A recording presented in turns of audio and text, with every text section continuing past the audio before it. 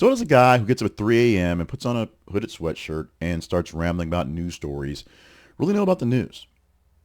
Why do we keep putting in stories about Katy Perry and Moldoni and things like that mixed in with stories about Donald Trump and Joe Biden? Why do I keep trying to bring up birthdays and anniversaries into these things and things that seem like nonsense? Well, it's simple yet complicated. The simple thing is I have a calling, a mission, if you will, in doing these things. And when I'm presenting you the news stories or the information, it's not just to regurgitate what's out there, not just to inform you of the things that are important, but to teach things, get you informed about things that you may have missed, things that, well, they off the beaten path, specifically, as we say, inside of the actual context, but things that you might not have thought about. Something I learned, and this is something I learned in a class that I took on dealing with the inequities, the differences of people of various backgrounds and how they're able to deal with each other's, having uncomfortable conversations. Multi-ethnic conversations was the name of the class. Was essentially that the biggest issue is that if you don't think about it, they don't think about it. But it's deeper than that. It's the things that you think about that they don't think about. Some of the issues with racial issues, if you will, is the fact that as a person of a certain race, gender, creed, whatever persuasion, you have thoughts of things all the time because they seem like danger to you. I am a black person, so I have the thoughts and process of someone who is a black person. I think about things where I may be discriminated against, maybe things where I may be treated wrong, or maybe things where I may be seen as something lesser when sometimes I'm even more. When if a person of who's Caucasian doesn't think that. They literally don't think that. And since they don't think that in their own lives, they might not consider it when considering me. Although when I think about that in my life, I consider it when considering everyone. How someone may have a privilege when I don't, as opposed to them who think they don't have a privilege, so they don't think anyone else has as well. So without going down that rabbit hole, the news and the way I present the news here is meant to be purposeful. Even if some of the news is really, really silly, and some of it really is really, really silly. That is the point. The point is to get you knowledge about things that are really going on, the facts, the actual rundowns of news articles and of, well, let's say the news facts, things, things that you can't dispute. The actual who, what, where, when, and why of things. Once you get that down, then you add your commentary.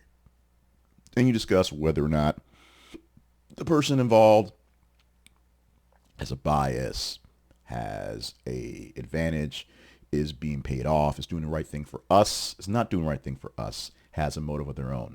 We see that a lot in political stuff because all politicians, their real actual goal is to stay in power. Technically, stay elected, stay in their office, but to maintain power and influence. So doing something that will do great for the people is great if the people continue to give them the power. If you do something great for the people and they don't notice it and they put someone else in power, then they've lost the game. That's why there's so many things going on in this current version where it's a consolidation of power. It's a wiping away of enemies. It's more of a Machiavellian Game of Thrones things now than it's been in quite some time.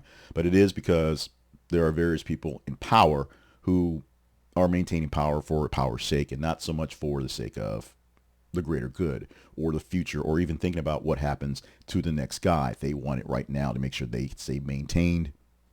Some say stay maintained for quite some time. So that's why we do a lot of the political stuff the way we do. We do the facts. We do this guy said this thing and then did this thing. These things are meaning this to other people. This is how it affects these folks, and this is what these folks are saying about that. You can agree or disagree how well you're going to back and forth on these things. You may think that people on a welfare plan should have to work even more for what they're getting. You may think that people who have disabilities should not have to work at all, but they're putting all these limits on them.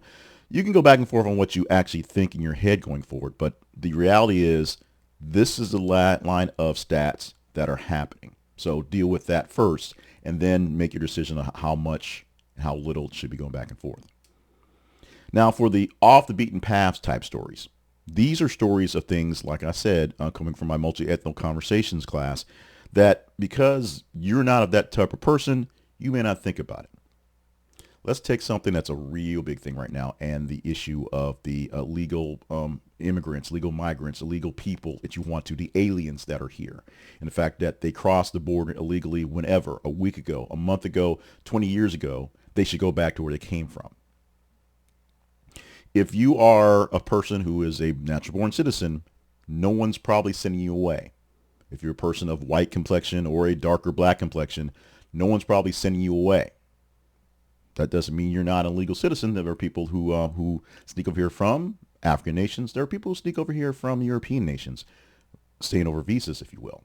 But most likely, when they're targeting and they talk about targeting, they're talking about people who are of Hispanic persuasion, people from south of our border, not from Spain, Espanol, but from Mexico, Venezuela, places like that one.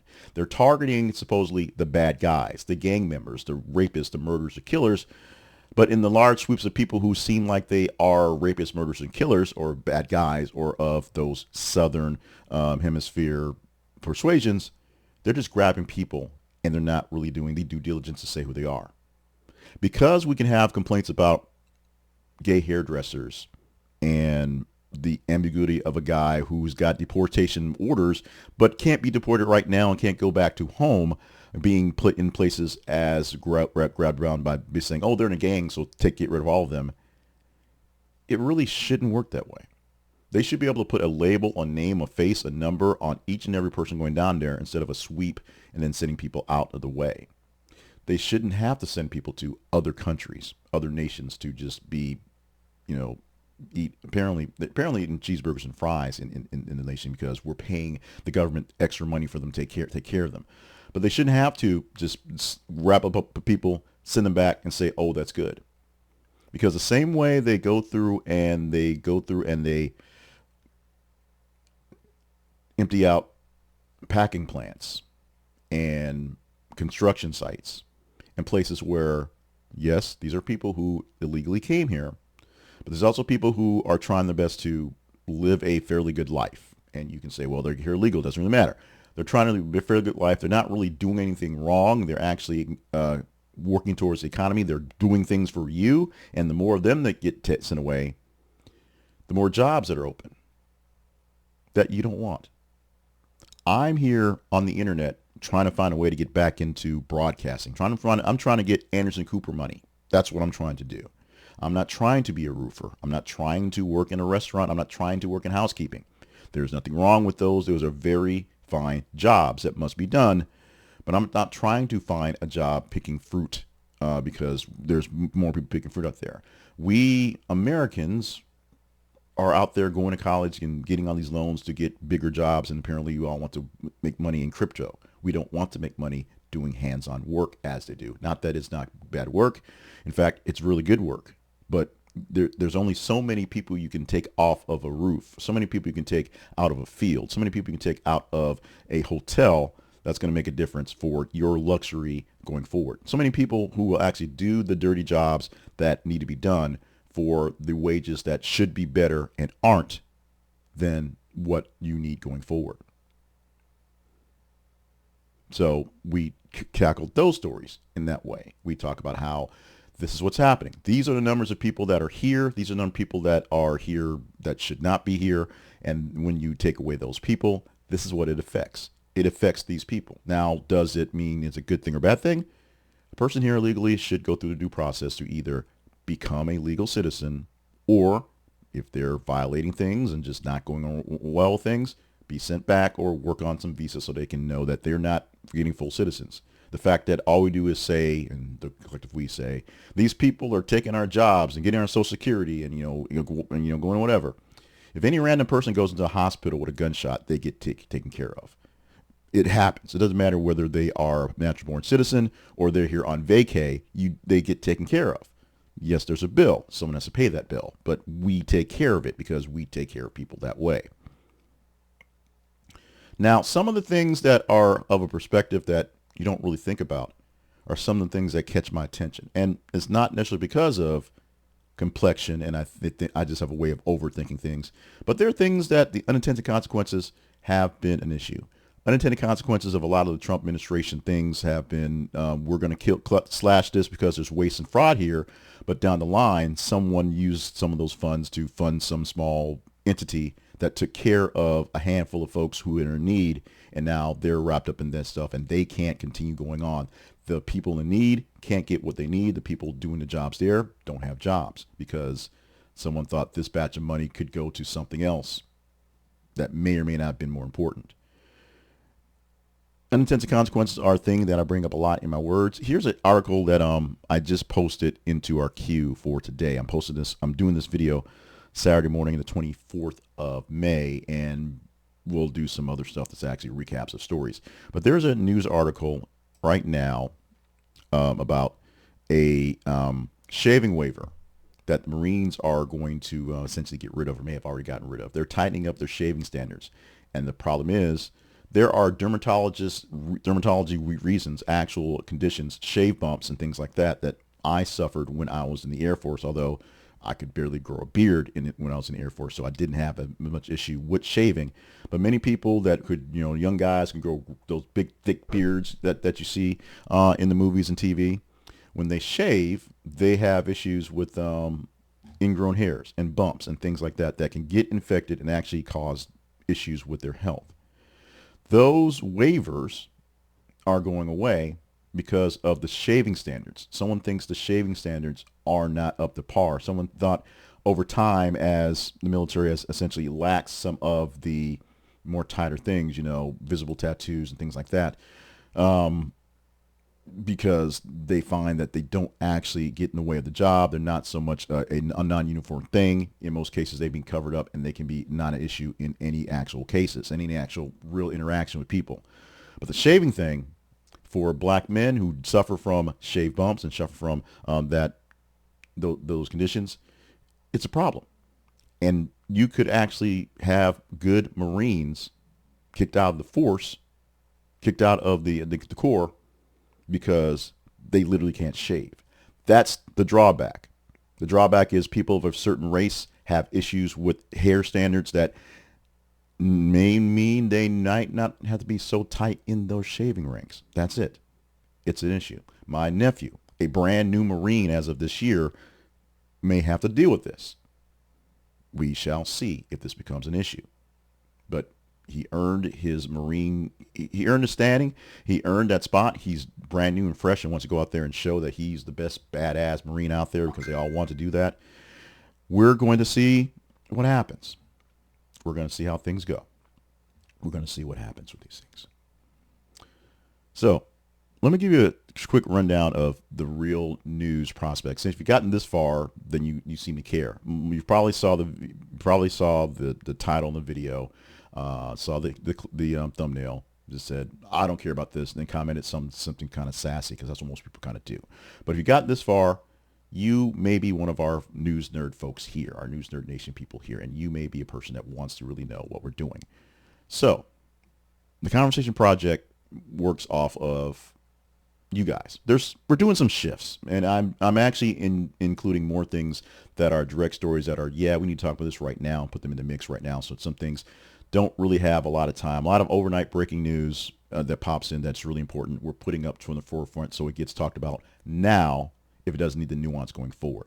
But we get a lot of the thought process of things we're talking about based off of you guys and your input. And we do it using social media, which may be dying as well. So we ask you to follow us on X at x.com/th_conversation, and on Facebook, facebook.com/This Is Conversation Project. Apparently my service that actually lets me pre-send and pre-set up a post just got rid of Threads. Maybe Threads went away. I don't know. I couldn't really get anything into it. So we had Threads there as a test, but we couldn't get really good stats out of Threads, so we didn't really use it very much. But we can check out Facebook because people are still there on Facebook. They're still there on X. Trust me, they're on X. They may be nasty, but they're there. And we look at people, look at how people are responding to the posts we put there, how people are commenting there, going back and forth. And with the engagement you give on those things, we pull them up to talk about them in the videos and other things going forward. From the videos, we look deeper into the conversations we have in the comments there, and that's where we get the real big discussion going forward. You guys take a first look at the stories that are meant to talk about, conversational, and then we put them here into some of the more conversational ones. We weed them out because we only get so many in so much time, and we talk about them in the video form, and then you call me an idiot for a lot of these things going back and forth. We try to present them as, here are the facts. Here's the stories that are presented by various different sources. They may be more conservative, they may be more liberal, but these are the things that actually happened. These are what this side think about this. These are what this side thinks about this. The supporters think this, but detractors think this. And from there, I'll draw my commentary, which I'll tell you my biases in the moment. My actual political leanings are slightly right of center. All the real fiscal things that the Republicans talk about, I mostly believe in, even if I'm not great at following it on my personal level. But there's also caveats. When you take things away from folks, you got to make sure you're taking care of them in those paths. And for social stuff, people should be free to do what they're doing as long as they're not imposing things on me and you. So when they close their door, if no one's getting hurt, that's fine. That's not how things work these days based on how people feel. So I'm right of center. I am what I am. I would call myself a Republican if the Republicans were doing things really worthy of being conservative and good and not just staying in power. Democrats doing just as bad as well. So it is what it is. So don't think, I'm a Democrat by default. No, they both pretty much suck. So there's that. But we present you news, articles, and issues as we see them as the facts. This thing happened today. It impacts things in this way. Some people think this. Some people think this. It may actually turn out to do this. We don't know. Oh, what do I think about it? I think this is great. I think this sucks. I think this is terrible. I think this is okay. I think we'll live through it. I think this may be the actual next existential crisis that we've been having since we've had at least 2 or 3 a week. That's how we present the news articles in the video form here. And then you complain, you can comment, you can give me props sometimes going forward. I've gotten some props lately on popping in some articles and some things that on the surface was the story, but inside the surface, there are deeper things. The issue with the anti-natalist movement, which makes no sense to me. It does make no sense to me, but it exists. And bringing it up and going deeper into it, someone said it. Thank you. It's like, thank you for actually saying this. I'm anti-natalist. It's not crazy, but blah, blah, blah. And my response to them in the comment was, I know nothing about this. It makes no sense to me. We'll go deeper into it. We'll follow both the story of the man who bombed the fertility clinic and the anti-natalist going back and forth. What I'm seeing is what happens in a lot of cases. Everybody who is truly into the movement is backing away from the one crazy guy who did the one crazy thing, or they're trying to put pieces on why the one crazy guy did the one crazy thing to make it sort of fit. It is what goes there. So I got props on that one. I get props for going deeper into some things that I truly think are vile and dumb. But then at the same time, I get, all the back and forth on, you're an idiot. Of course, this is happening because I'm going to say this and mean this. In this age of do your own research, people aren't actually doing their own research. They're just watching other people say other things and saying that's research. Watching other people repeat back things that they heard from some sort of rumor. It's not research. It's there. And no, I'm not flying to South Africa looking for mass graves. I'm not doing that. But with enough journalists of both sides who have seen what they've seen, report what they report, and you have the nuance to know where the spin is coming from because they have to engage in a certain audience, I can tell what's going on. So if the president of South Africa, a couple of white golfers, and a finance minister who's also white shows up and tells President Trump there is no genocide, there is a lot of crime, well, there's a lot of crime. Crime is everywhere. The white farmers still own 70% of the land, and the black people are being killed more because there are many more black people. Having Donald Trump wave around proof that not only is not proof, but is out of context and false. Pictures that he say are from South Africa that are in the Congo, and a mass grave site that's actually a site that's for a memorial, a temporary memorial that was placed up 5 years ago and does not exist anymore because videos had it out there, because someone pulled it out there for him, either looking for what he wanted to see or someone saw this stuff and did not do their own vetting themselves, makes us look bad, makes me look bad. I don't have ill will for Donald Trump. I don't like him. I don't have ill will for Donald Trump or the office of the presidency. I want him to do great as a president and make these deals, make me money. But if he has to burn everything down in the process and only enriches himself in the process and a couple of guys around him and the rest of the nation falters and someone has to fix it or we just lose it all, I didn't vote for him, so this is not what I voted for. Team content is essentially where I go for my personal politics, for what works well in my household, what works well for my life, my business, my full-time job, things going on. There are things that I work for. In fact, I'm working on this as a way to go into some board meetings today for things in my neighborhood, things in my purview to make sure life is better in general for here. I'm doing my stuff on the ground to make sure that my life works well. I'm being involved. I'm saying what I have to say. I'm stepping up. Sometimes doing work, getting my hands dirty and spending extra money I don't necessarily want to spend. Not that I don't have, but don't want to spend. Money I don't have, whole nother story. But for the 20 odd minutes where we've been doing this stuff, and this has been less of a ramble than I thought it was, so thank you for sticking around with this one. This is just an explanation of who we are, we being mostly me and I guess that guy over there, doing the conversation project, why a random guy gets up in the morning, reads off news stories, and takes the beatings he can. Not so random. I'm actually have a 25 years in radio actual broadcasting until about 4 or 5 years ago when I was let go for my last job, and then I worked a couple more years at another job but because of essentially station in life, I needed to pay some bills.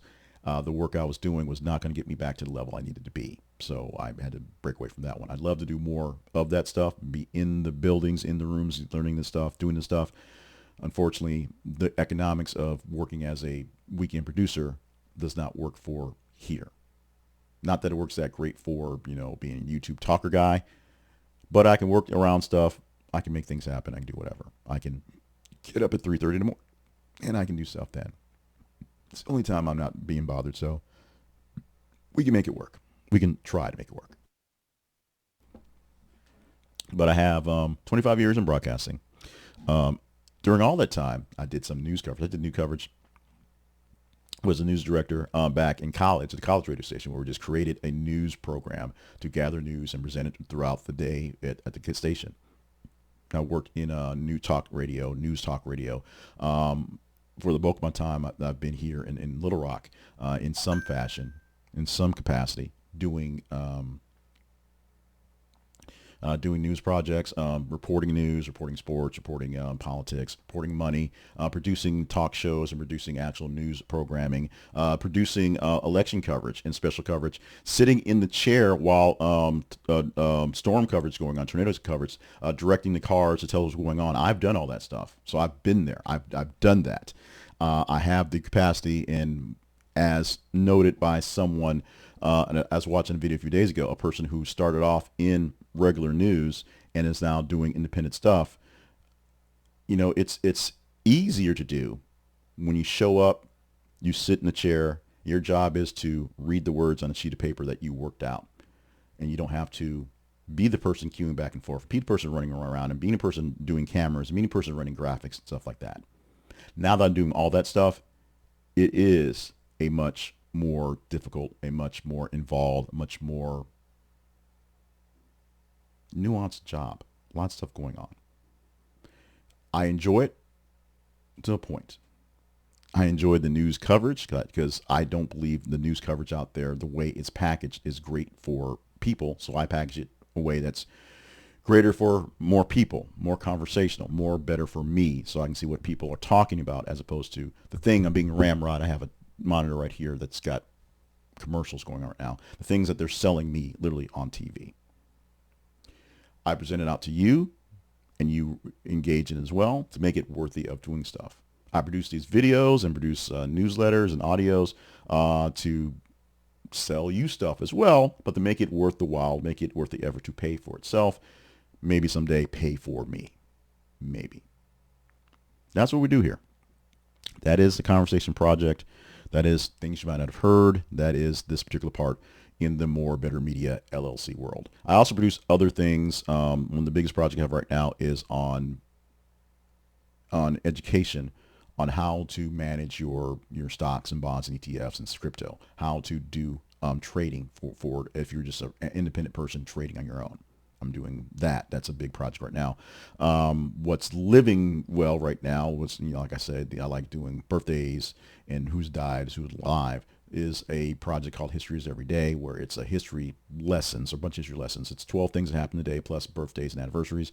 What's dying apparently is the word of the day, which should be the simplest thing to do, but no one seems to want to get a word of the day or sneak it in there with the effort to do that. To make that viable, it'll come back and forth as things go along. And the other podcasts and the other things I do along with that are either more motivational or more poignant. I have a podcast that's audio, trying to turn to video because video is where the money's at. That is just better improvement of yourself, things that are literally going into those things. I have an audio podcast that is just a quick thing to help you stay healthy, whether it's something that is physical, whether it's something that's mental, something that is nutritional, just something to help you, give you a little kick in the weeks to keep going for that one. I have a lot of things going forward for More Better Media because it's meant to be media that is more better, that is educational, that is fundamental, that is instructional, but is also entertaining and actually gets them out of that. That's the point of this stuff. The point is to be entertaining. The point is to get something out of this. The point is not just to yak for periods of time because it ain't paying that much and it's taking a lot of time and it makes me really, really tired in the process. So that's it. That's what I got. That's what I've done. That's what I'm doing. That's what we're pushing here for this thing here on this channel, the Conversation Project. Comments? Concerns? Do you want to call me out? You're free to do that anytime you want to. You can email me directly. My email address that I check all the time is jclevelandpayne, letter J, Cleveland like the city, Payne, @gmail.com. The email for this project is the conversation inbox @gmail.com. You can send that for stuff regarding the news stories, the project, or me as well. We'll chat up there as well. The website, this is conversationproject.com. Find past episodes of what we do and special things there. We're going to try to expand and do stuff, but the big thing that I've learned over the past 50 years of life is that when you take something on, you lose something else. You may not necessarily drop the world and everything else, but that means less effort and other things. That's why we shuffle back and forth with some of the projects, because if they're not being productive, and none of them are productive enough for me to hire in extra help, at least on a consistent basis, we only do so much time. I have a full-time job that is extremely demanding. I have a family that need my attention. My wife actually enjoys spending time with me. My daughter may not enjoy spending time with me, but guess what? We're spending time together because that's how families work.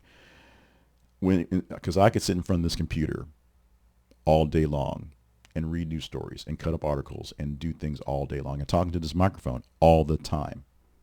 Well, I need qualms because I'm that guy. But I have to do the research, present it to you, take the time to let you take it in and tell me what to think about it and engage in it. So instead of me just spitting out info, I'm putting out chances for you to tell me if the info is worthy. And if it's worthy, we go deeper. And then sometimes we talk about Wienermobiles and cat smuggling drugs and things like that because they're fun. They're light. Something that you didn't know that now you know. And you can use it or not. But some things we really need to have a better idea of what the equal playing field is and understanding what it is. And despite of whatever jersey we're wearing, whatever team we're rooting for, understanding that it matters to both sides. And unfortunately, unlike in sports, if the Lakers beat the Supersonics, nobody dies.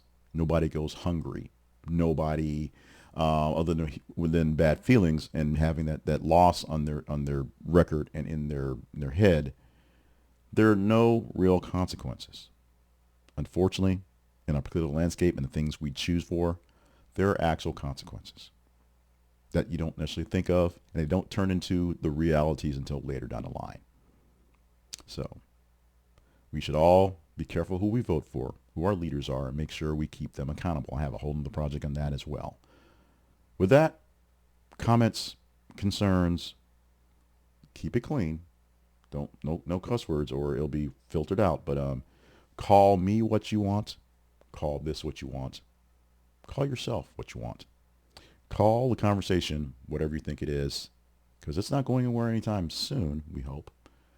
We still have the rights and freedoms to produce these things and the resources in places to do as well. So as long as we do, I'll keep pushing it, whether it costs me money or makes me money, and hopefully we can engage in a deeper session and think about things that I might not have thought about, that you'll tell me in your thought processes, that you may not have thought about, that you'll tell me I brought up in a comment, in a story, in a piece someplace. Otherwise, enjoy your time.